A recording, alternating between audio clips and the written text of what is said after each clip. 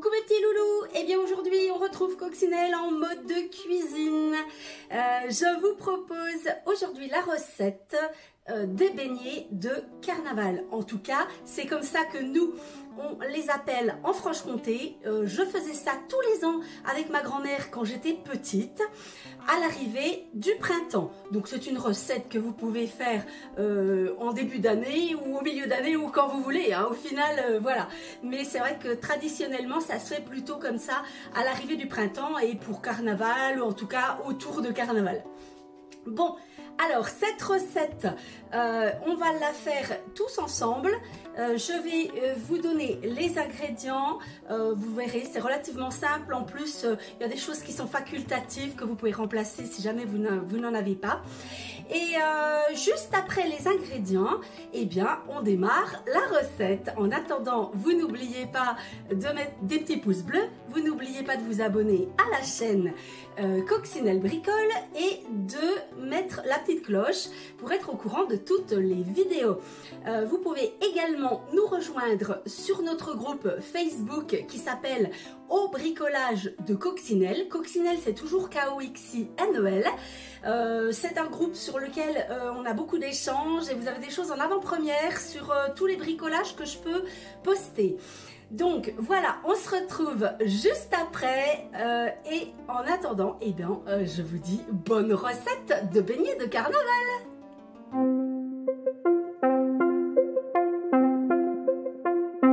Pour cette recette de beignets de carnaval qu'on appelle aussi bugnou merveille selon les régions, c'est une recette familiale.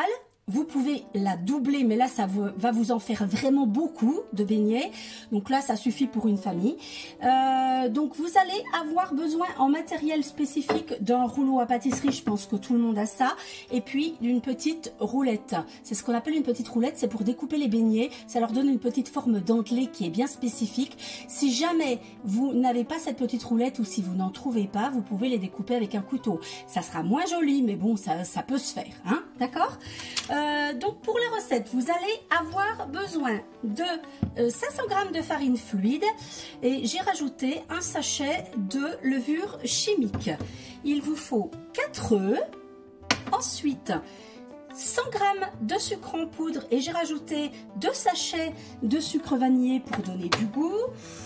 Il va vous falloir 125 g de beurre fondu, donc là je l'ai déjà fait fondre. Il faut une pincée de sel. Ensuite, en ingrédients facultatifs, il va vous falloir 3 cuillères à soupe de crème. Donc ça va rendre les beignets plus moelleux et plus épais. C'est un petit peu plus alsacien comme recette. Vous n'êtes pas obligé de mettre les 3 cuillères à soupe de crème. Mais nous, on est des gourmands à la maison. Donc, du coup, voilà. Ensuite, vous pouvez ajouter 25 g de rhum ambré. À consommer avec modération, bien entendu. Ça c'est pareil, hein. Si vous ne voulez pas le mettre, vous ne le mettez pas, c'est pour donner du goût. Et pour donner encore plus de goût, vous allez mettre un petit peu d'arôme de fleurs d'oranger, d'accord. Ça c'est pareil, c'est facultatif, mais franchement ça donne un super bon petit goût au beignet. Et cet arôme, si vous en achetez, vous pourrez le mettre également dans n'importe quel autre gâteau. D'accord? Donc, voilà, ça c'est des petites astuces. Il va vous falloir du sucre glace pour la décoration sur le dessus des beignets à la fin. Et puis pour les frire, il vous faut... voilà, moi j'ai une friteuse avec de l'huile. Je mets de l'huile qui ne sent pas trop, hein, je pense que vous voyez ce que c'est. Après, vous pouvez aussi bien les faire à la friteuse électrique. Et puis, un petit peu de sopalin, même pas mal de sopalin, parce que moi je pose mes beignets quand ils sont tout chauds sur le sopalin pour retirer toute l'huile qui est dedans. Comme ça, ils sont un petit peu moins gras. D'accord? Allez, eh bien écoutez, je crois qu'on est prêt. On va démarrer la recette. Je vais la faire au robot. Vous pouvez la faire à la main avec un fouet ou bien voilà, juste à la main comme ça. C'est comme vous voulez, pourvu que vous obteniez la pâte qu'il vous faudra. Allez, c'est parti. Dans le robot, je mets ma farine en évitant qu'elle vole dans tous les sens, parce que vous savez que j'aime pas ça, avec la levure chimique donc qui est dans la farine. Ensuite, je mets mes sucres en poudre et les sucres vanillés qui sont avec. Je vais ajouter mon beurre fondu. C'est que moi je mets tout, hein. Je mets tout ensemble et ça va très bien comme ça. Je mets mes œufs, donc les 4. Voilà. Hop.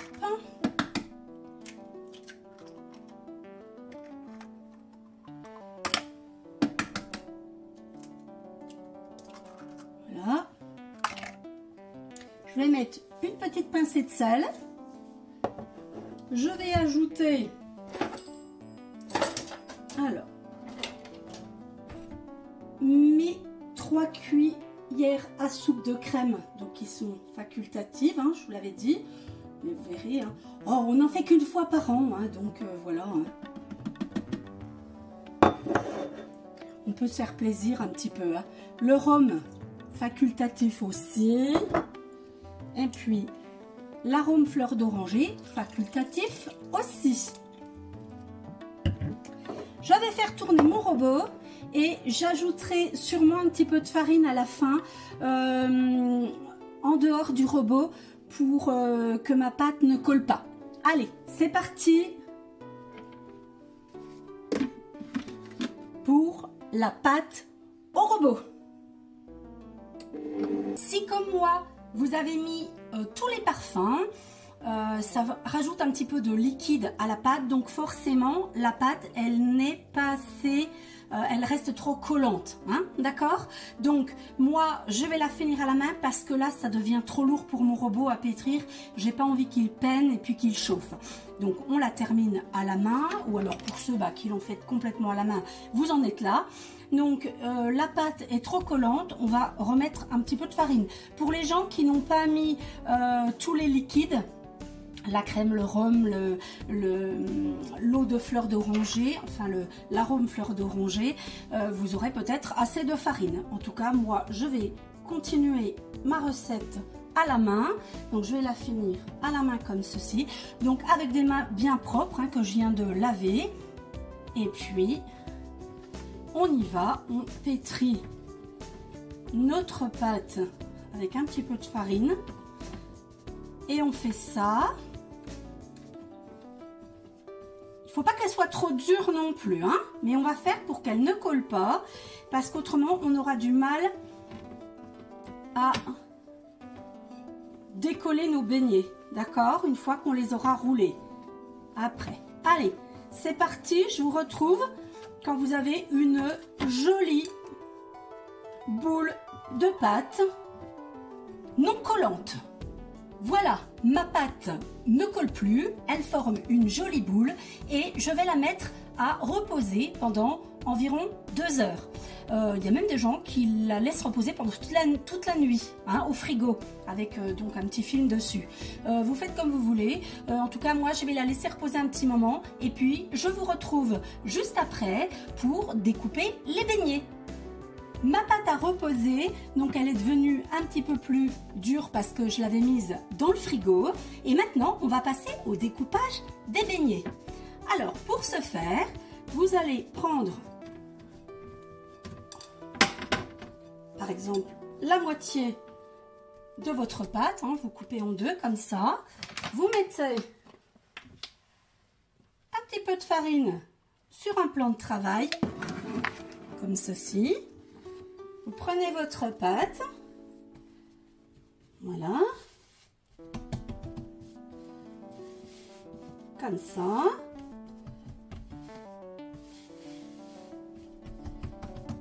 Et puis, avec le rouleau, eh bien, vous allez étendre votre pâte.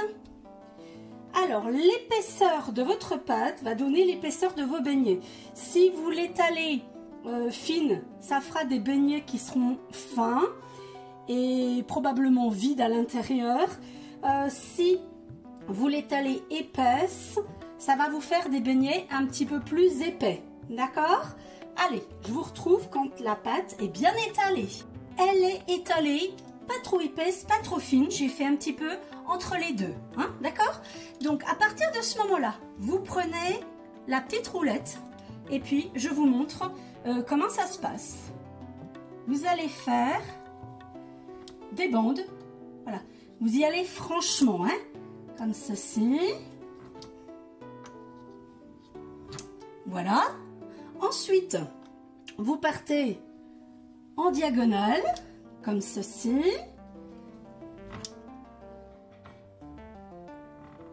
Voilà, c'est pas grave, hein, il y en a des petits, il y en a des grands, c'est absolument pas un problème. Ensuite, vous pouvez recouper en deux, dans l'autre sens, les beignets que vous trouvez trop gros. Voilà. Tiens, celui-là aussi. Celui-là, on va le couper comme ça. Vous faites les formes que vous voulez, hein. Ça doit un petit peu avoir, ça doit être en forme de triangle, de losange, on fait un petit peu comme vous voulez. Et puis, à l'intérieur de chaque beignet, vous allez faire des petites découpes, comme ceci, que vous marquez bien avec la roulette, hein. Vous devez passer à travers la pâte. D'accord? Ah là là, j'ai l'impression d'être avec ma grand-mère, c'est fou.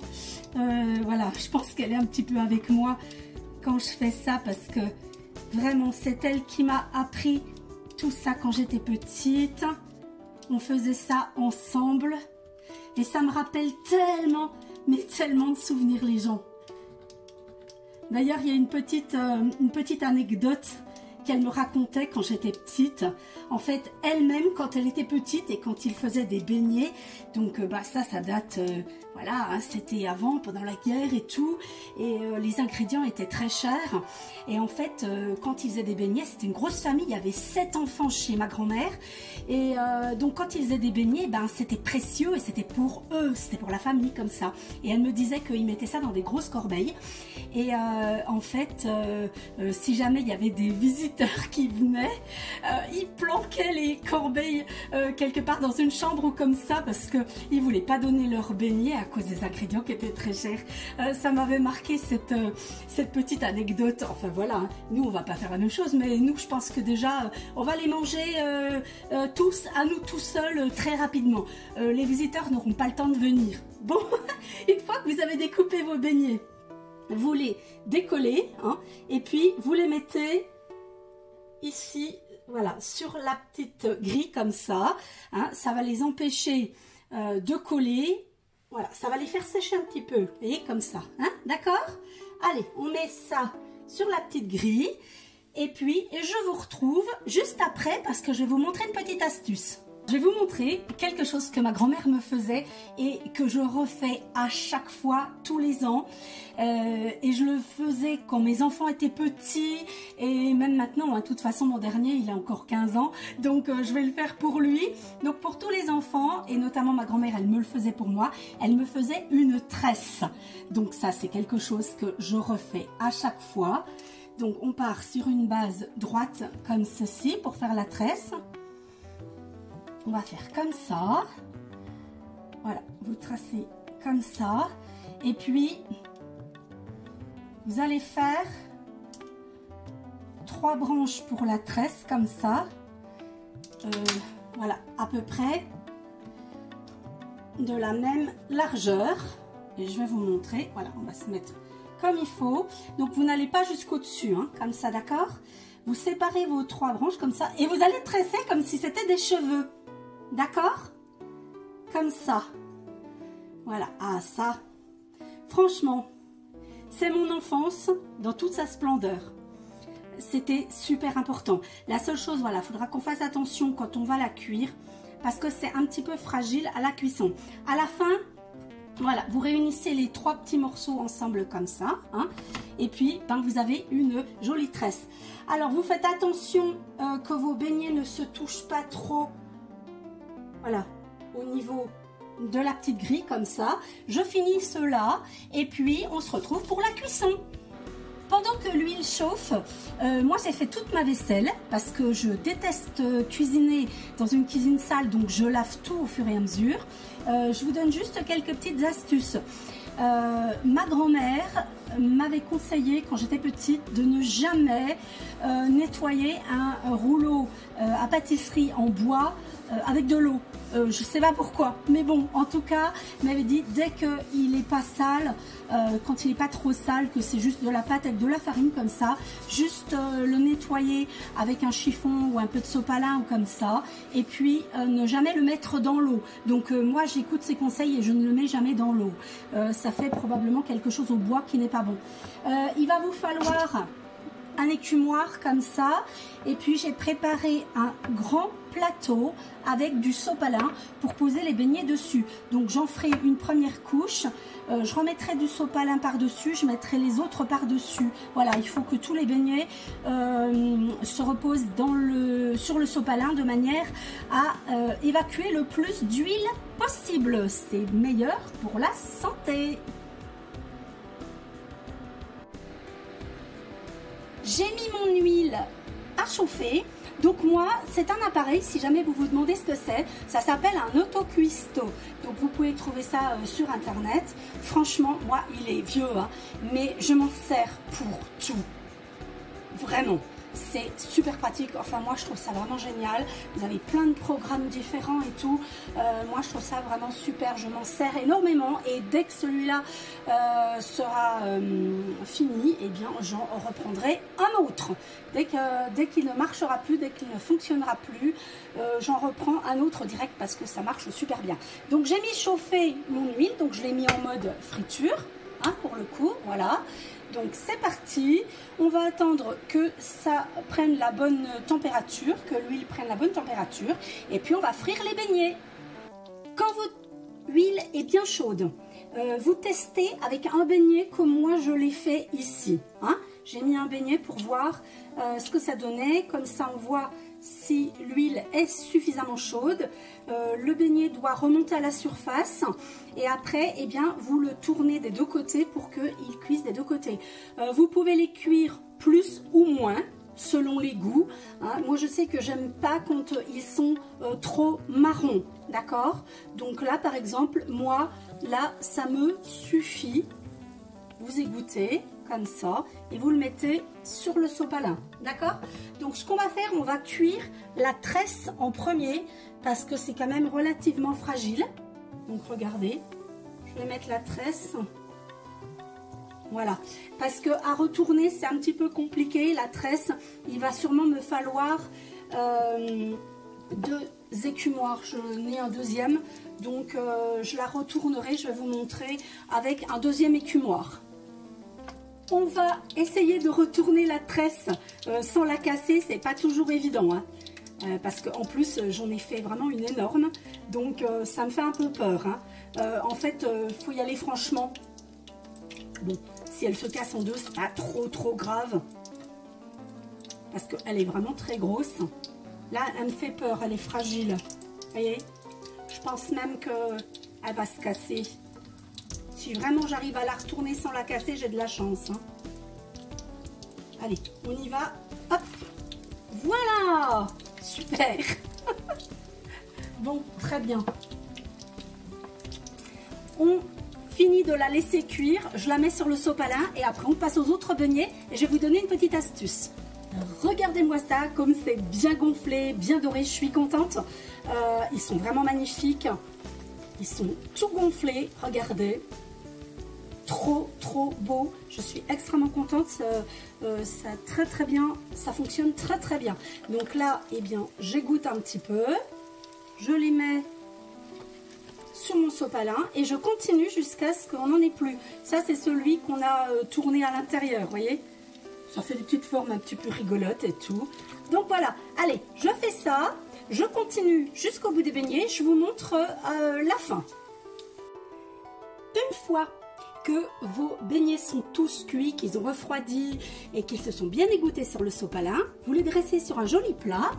Vous prenez le sucre glace et vous allez les saupoudrer de sucre glace. Ça fait toute la finition. Hein. Allez, on est généreux. De toute façon, ce n'est pas une recette régime et on ne la fait qu'une seule fois par an. Donc on peut bien se faire quand même un petit peu plaisir. Voilà. Allez, généreusement de sucre glace et je vous montre ce que ça donne. Et regardez-moi ça!